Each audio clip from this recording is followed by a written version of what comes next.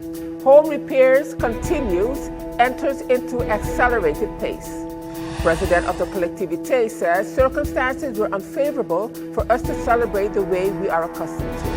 And Prime Minister of St. Martin says it is safety first as we celebrate St. Martin's Day. Those are the headlines for Thursday, November the 12th, 2020.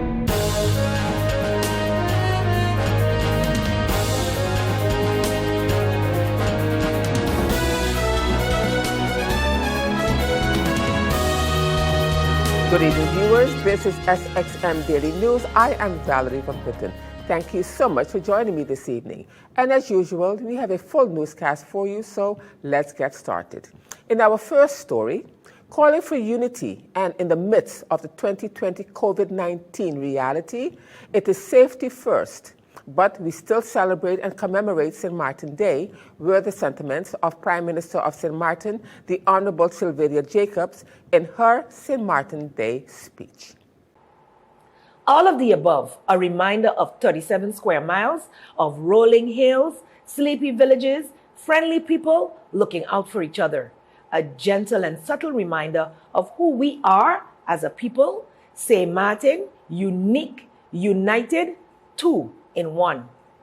Today, even in the midst of the 2020 COVID-19 reality, where this is how we have to celebrate, of course, everything being safety first, moving smart, and ensuring our very survival, we celebrate and commemorate St. Martin, one island, two countries under two completely different governing bodies, both with European connections. Yet, by the will of the people of Swaliga, as expressed just as recently in our Unity March, we live peacefully and we move freely.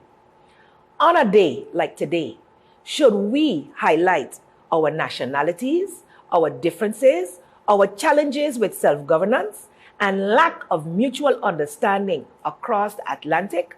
Or do we celebrate and commemorate who we are? What is so unique about us? What is actually so special about St. Martin?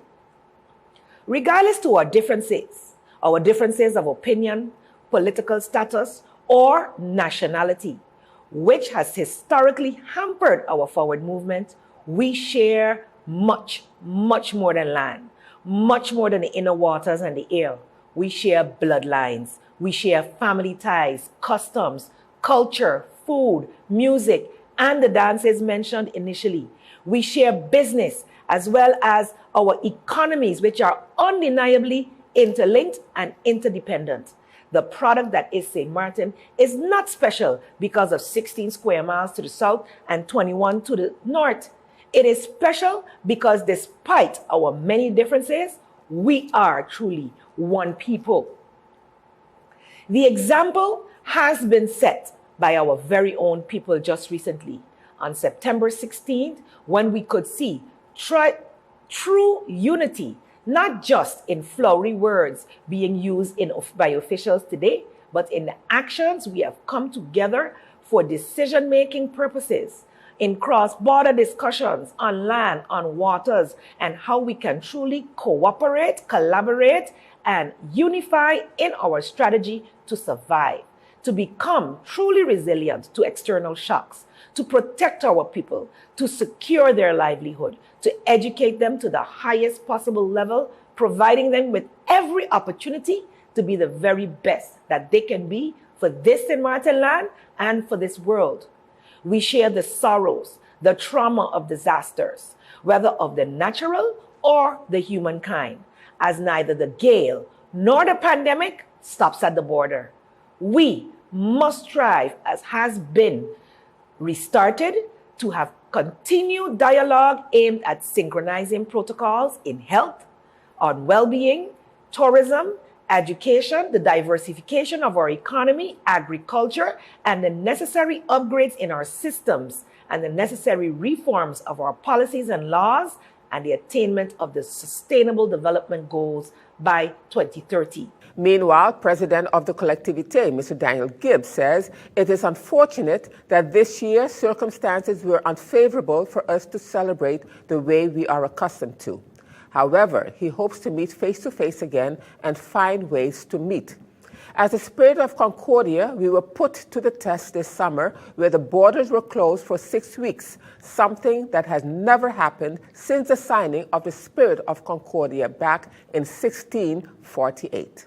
Unfortunately, this year, circumstances are unfavorable to celebrating as we are accustomed to. Last year, I had already shared with you my concerns. St. Martin, revered as a welcoming and hospitable land, is being threatened in its most fundamental values. This is even more the case today with the health crisis we have been experiencing since March, which certainly worsened this summer. It has since improved over the last 6 weeks, but remains nonetheless fragile. To date, 32 St. Martiners have lost their lives to COVID-19. That's a lot for an island of 80,000 people. It is too many. Should we compare these numbers on the scale of our respective metropolitan cities, they would be equivalent to 6,800 deaths in the Kingdom of the Netherlands and 27,000 deaths in the French Republic. Let us spare a thought for those we have lost. In light of the current situation related to the coronavirus, we have decided to favor a virtual format and observance of St. Martin's Day 2020 celebration. We are naturally all aware of the importance of respecting health preventive measures and understand how essential they are in the fight against the spread of this virus. I am more convinced than ever that there is no substitute to human contact to exchange good practice and get message across. We will have the opportunity to meet again in the next few weeks, and we'll come back to that in a few moments. I hope that together we will be able to find ways to meet face-to-face while respecting various gestures. As you know, the Spirit of Concordia is the foundation of the relationship between our two sides of the island. However, it was put to the test this summer. The borders were closed for 6 weeks, which has never happened since 1648. I believe that even during the Napoleonic Wars and the Second World War, this never occurred. Some attempt to use this as an opportunity to oppose the two identities which constitute St. Martin's soul. However, geography dictates politics. Given our many affiliations, this is undeniable our reality. While at the same time, a Caribbean island, an overseas territory of the French Republic, and an outermost region of the European Union, the Collectivity of St. Martin, which I have had the honor to preside since 2017, is thus an integral part of the three sets from which it draws its reality, its identity, and moreover, its substance. As I exposed it to the elected members of the Territorial Council on September 24th, I openly repeated before you, choosing between either Philipsburg and Miami or Pointe-à-Pitre and Paris is not an option. We are fortunate, those of us on the French side of St. Martin, to benefit from this dual opening and membership. And Governor of St. Martin, His Excellency Eugene B. Holliday, in his St. Martin Day speech, reiterated the celebration of unity and friendship. According to the governor, we celebrate our St. Martin spirit of unity and kindness and brotherhood shaped by the actions and accomplishments of generations of St. Martiners. We celebrate our St. Martin heritage of unity and friendship. We celebrate our St. Martin spirit of community, kindness, and brotherhood, shaped by the actions and accomplishments of generations of St. Martiners. It is as such a day for us to celebrate and take pride in our culture and values, which have made us the people and island we are today. We can do so in the knowledge that we will continue to secure our future through unity and collaboration. On this St. Martin Day, we are facing truly difficult times. This year's celebration, like almost everything, is therefore different than any other. Because of the current coronavirus pandemic, there is no joint church service and no joint border ceremony. Cultural and other festivities are toned down, and I am addressing you from my office as opposed to from French Quarter. This socially distanced form of celebration stands in stark contrast to our St. Martin spirit of brotherhood and friendship, of togetherness and collaboration. On this St. Martin Day, we are, as a result, reminded that we should never, never take our St. Martin way of life for granted. We must instead always, always stand up to nurture and protect our way of life. My fellow St. Martiners, it is in that spirit that I believe that we ought to be proud of our frontliners. On this St. Martin Day, I therefore pay tribute to our courageous men and women who continue to risk their own lives to protect our life and livelihood. We must remember those who work tirelessly to ensure the continued supply of healthcare, medicine, food, water, electricity, law enforcement services, education, telecommunications, transport, aviation, disaster management, social aid, and other essential services.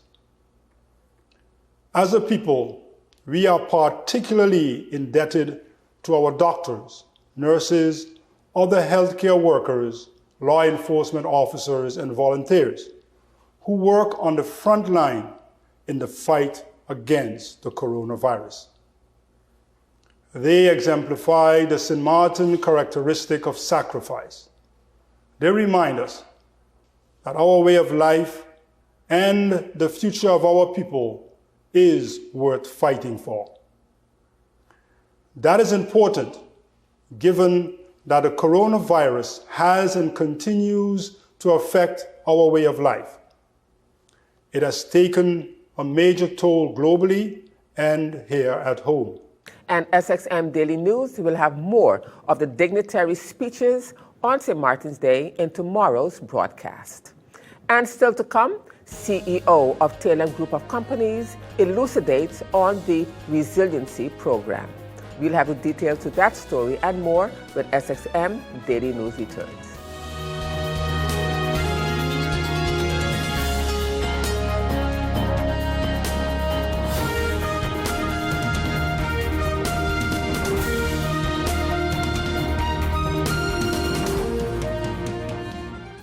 GEBE has been faithfully serving the communities of St. Martin, powering your home and our economy.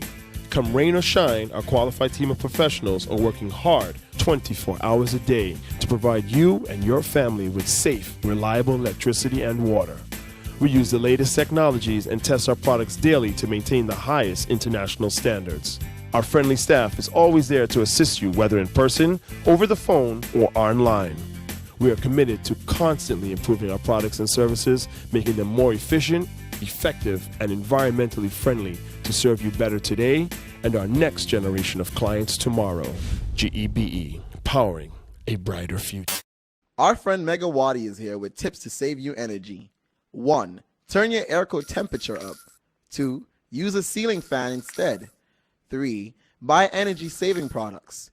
Save some green with NVGEBE. Welcome back, viewers. You're watching SXM Daily News, and I'm Valerie Van Putten. Now, firmly in its third phase, the private home repair program of the St. Martin Trust Fund is steadily moving along with repairs to homes damaged by Hurricane Irma in 2017. It is anticipated that when the program wraps up in mid-2021, repairs to the roofs, doors, and windows of approximately 200 private homes will be completed.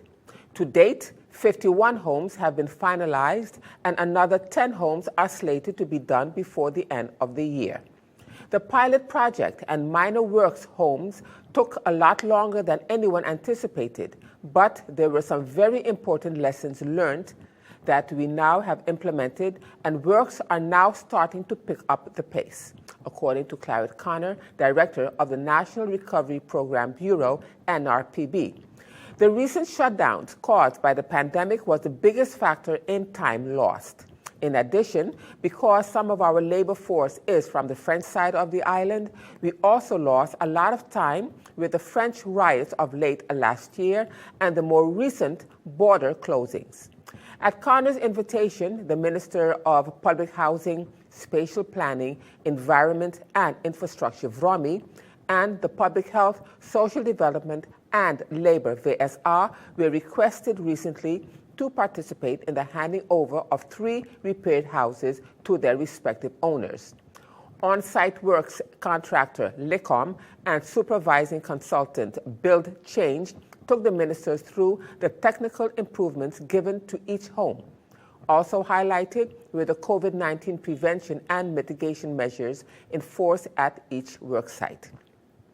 The private home repair project is an activity under the Emergency Recovery Project 1 of the Dutch-funded St. Martin Trust Fund, which is managed by the World Bank and implemented by the NRPB on behalf of the government of St. Martin.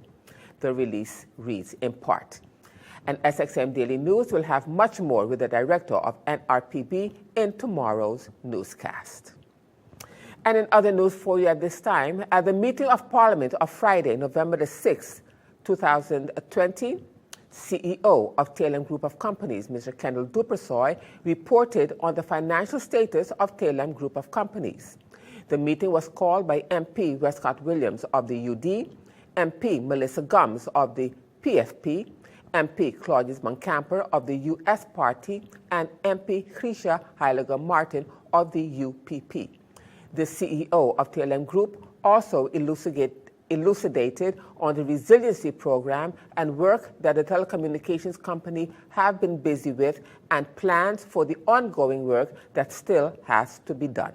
When we did after Hurricane Lewis, TLM started to put a lot of the infrastructure on the ground to make it a little bit more resilient. When I got appointed in 2017, as we know what happened at the end in September of 2017, we got hit with Irma. So what we did as a company, then we decided to make the network and our buildings more resilient. So basically all our central offices and our equipment rooms and everything else, we closed the windows to like very small windows just to let some natural light in, but all the windows were then reduced to very small sizes. We changed all roofs to concrete roofs, even if we had a requirement to maintain a certain style because of the area where the office is or the equipment room is. We still put concrete roofs. So made basically bunkers of all our equipment rooms, all that are located in various parts of the island. So that was the first step to the resiliency. We have then about 70% right now of all of our infrastructure is already underground. So we have another 30% to go. The idea is basically with the fiber to the home project that we will be putting almost everything underground. There's a couple of pockets that are not going to go underground with the initial phase 1 of the project, but will be going underground in future phases.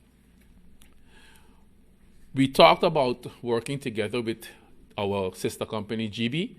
We were informed that GB got a grant, basically, to put a lot of their infrastructure on the ground. So we're going to be discussing with them to piggyback with them on going those areas. However, GB has a 4-year plan to do that. So it's a little bit on the, it's a little longer than we want to be doing it. So right now, I guess we've already in discussion with the previous management team. I'm assuming that once the new management team comes in or whoever is there, we will continue those discussions so we can tell GB, well, okay, we need to go underground in these areas. So if you can prioritize those areas for us, then we can piggyback there and then get our project up and running, because there's areas that GB are going to be repairing underground that we are already there. So we don't need to go down. We do cooperate with GB, I must mention, from in the previous round when things were asked, where we are allowed to use GB price at a very acceptable cost. So we can use their pipes to get to the meter walls and then to get to the homes. So that's already a set agreement that we have. It's kind of a, like not a firm contract, but just like a gentleman's agreement that we signed with them. What that does is it saves us a lot of money into having to trench to go to the homes. GB has a lot of those things already in place, as they had a major project a few years ago where they went to a lot of the meter walls. So it's used, we keep getting to use those is very important to us. And in other news at this time, in a letter to the editor, penned by businessman and former Minister of Finance, Mr. Michael Ferrier, about labor and the decolonization noise, the letter, which was dated November the 10th, reads as follows. Endorsing the comments and observations by Sarah Westcott Williams and Melissa Gums regarding all the noise about the decolonization, I ask Risha Heiliger, Rolando Bryson, George Ponteflet, and all other noise makers what, according to your coalition, are government's immediate plans to fix the potholes in our roads, get more control over COVID-19 by using mass testing, tracking, and tracing, finalize repairs of St. Martin residents' house roofs damaged by Hurricane Irma back in 2017.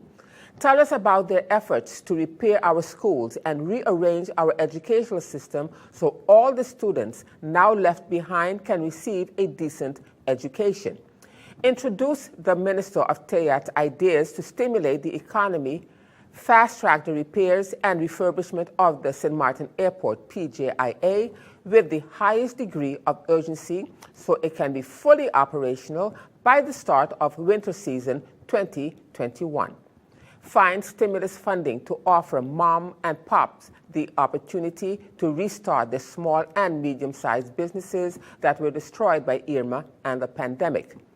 Reach agreements with the Kingdom government who, up to now, seem to be the only real game in town when looking for guilders, euros, dollars, and cents to keep us afloat. The letter continues, instead of wasting precious energy playing the smoke and mirror game in their efforts to keep our attention off what really matters at this time, it would be refreshing if the MPs would respond nicely and informed.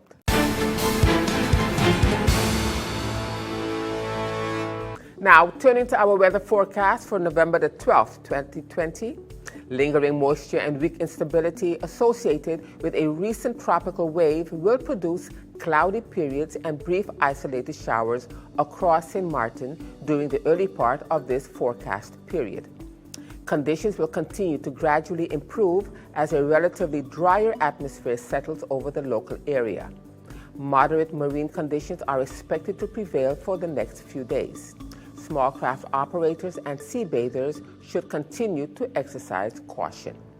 The tropical wave located over the Central Caribbean Sea continues to produce a large area of disorganized showers and thunderstorms. This wave has a high 90% chance for development within the next 5 days.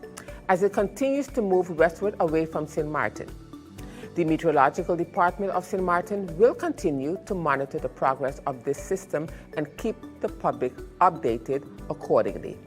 So the outlook through Saturday midday, fair to partly cloudy and breezy. Now let's turn to your 3-day forecast.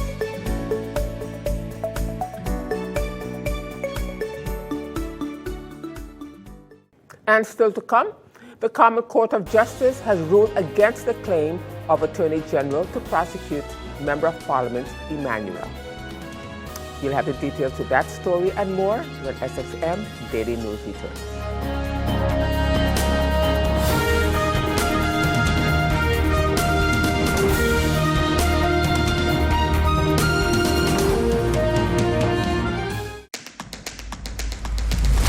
The innovative Banco Matico contactless smart card. Your Banco Matico smart card is now equipped with a contactless feature for payments, so get ready to tap and go. Contactless payments are fast, easy, secure, and accepted worldwide at all Maestro-enabled contactless terminals. Tap for transactions equivalent to or less than 100 NAF, or the US dollar equivalent. You will receive notifications via email anytime you tap. Tap, tap, and pay fast with WIB. For more information, visit our website at wib-bank.net. Tap and go with your partner in progress.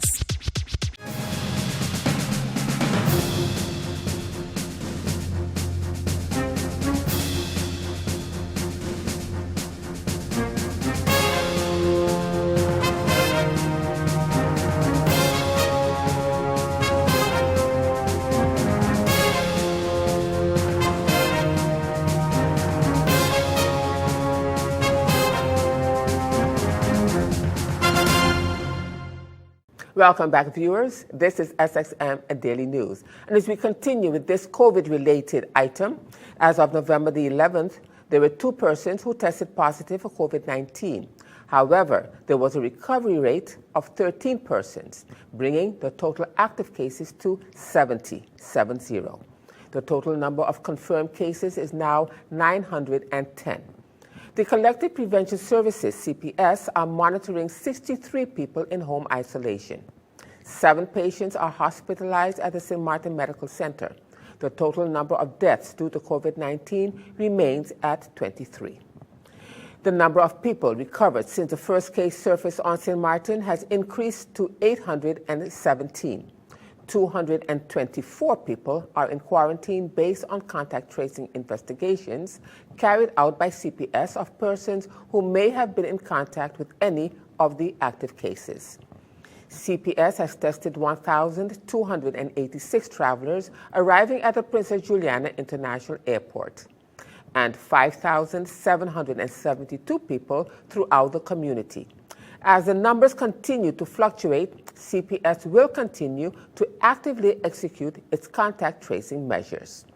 Minister of Health Richard Panafleck is urging all to remain vigilant and continue to enforce the mandatory regulations implemented for the safety of yourself, your family, and our community.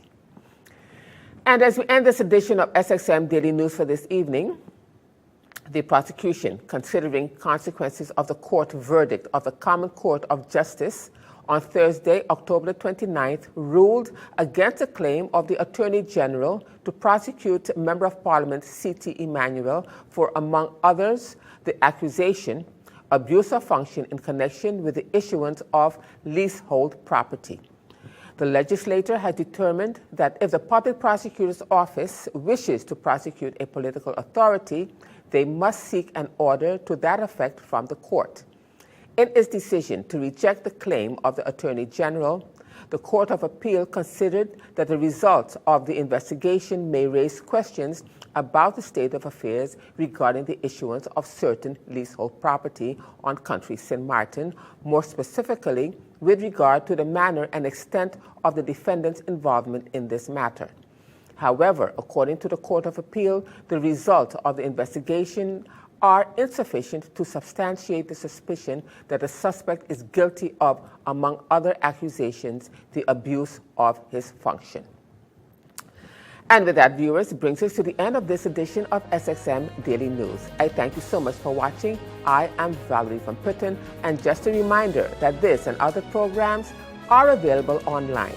Simply log on to stmartinmediacenter.com for viewing. And on behalf of the SXM Daily News team, we thank you so much for watching and plan on meeting you right back here again tomorrow.